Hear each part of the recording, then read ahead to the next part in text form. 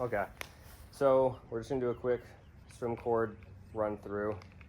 So I love these lane gainer ones just because of this handle here. It helps you keep the pressure on the water, because if you bend up, then they're just gonna slide off. So that's an important thing just to remember whenever you're doing any kind of swim stroke work, is to keep that elbow engaged and those fingers down. So we're gonna start with just some kind of arm circles, warm up a little bit. Do some of those, and then do some standing up as well. So one of the major things we're doing here is upper back or thoracic strength and stability. So that's coming from your scapulas. Being able to pull your shoulders back is huge for swimming. So if you look at any great swimmer, their shoulders are almost always back, versus runners and cyclists have those shoulders hunched forward. So when your shoulders are forward, you disassociate your lats, and it's much easier to use your shoulders and get injured. So we're working on strengthening the upper back, pull the shoulders back, use the lats, and some faster, less injuries. All that good stuff. So we're gonna work with just doing any kind of, mix it up here. So do 12 here, 12 straight up, 12 wide.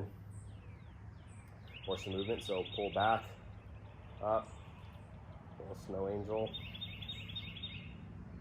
So again, any variation of these is all great for that scapular stability. So next we're doing is posterior delt. So if anyone does get hurt, it's normally right behind that shoulder there. So we're gonna just rotate, external rotation. Again, don't have your shoulder forward and do it, and don't contort the body. Lock in and just rotate there.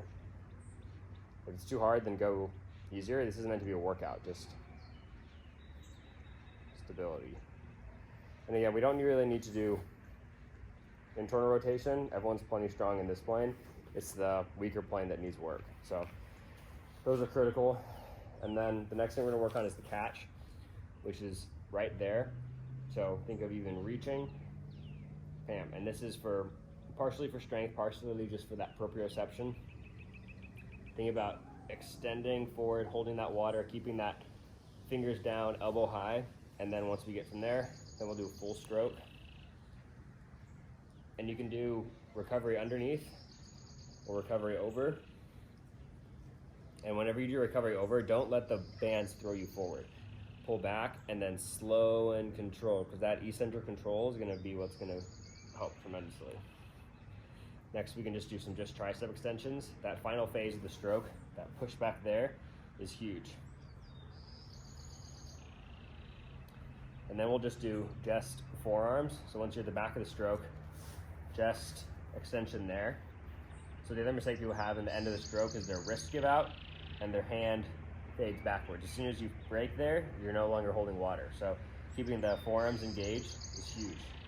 So it's right there. And then you can, once you kind of go through all of those, you do more power pulls or more kind of strength development. So we'll do butterfly pulls, and you can do 10 hard pulls,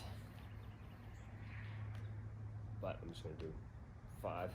And sorry, one other one we forgot on this standing up is gonna be the recovery phase. So we'll rotate out and then slow and controlled upwards and really reach.